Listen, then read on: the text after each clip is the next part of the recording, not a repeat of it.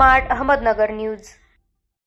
तर लाडकी बहीण योजनेचा लाभ मुस्लिमांना देऊ नका ही मागणी मनसेचे नेते प्रकाश महाजन यांनी केली आहे। मुस्लिमांमध्ये एका व्यक्तीच्या 2 ते 3 बायका असतात, मग त्यांनाही सरकार हा लाभ देणार का, हा सवाल महाजनांनी उपस्थित केला आहे।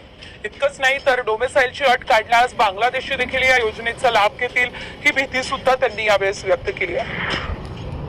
या योजनेमध्ये अशा लोकांनी त्याचा फायदा घेऊ नये, कारण आता डोमेसाइलची अट ज्यावेळेस तुम्ही रद्द केली आणि त्यात तुम्ही काय सांगितलंय की रेशन कार्ड, आधार कार्ड किंवा निवडणूक कार्ड असलं तरी या योजनेला तुम्ही अर्ज करू शकता। त्या बांगलादेशीकडे रेशन कार्ड आहे, त्यांच्याकडे आधार कार्ड आहे, त्यांच्याकडे निवडणूक कार्ड आहे, याला तुम्ही फायदा देणार का त्याचा?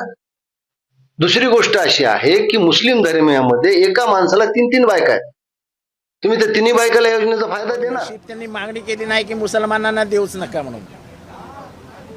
एवढा द्वेष कोणाबद्दल का असावा मला हेच कळत नाही।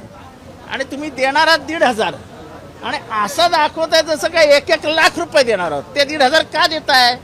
तर पुढच्या 3 महिन्यात 4,500 रुपये घरी जातील आणि आम्हाला मतं मिळतील।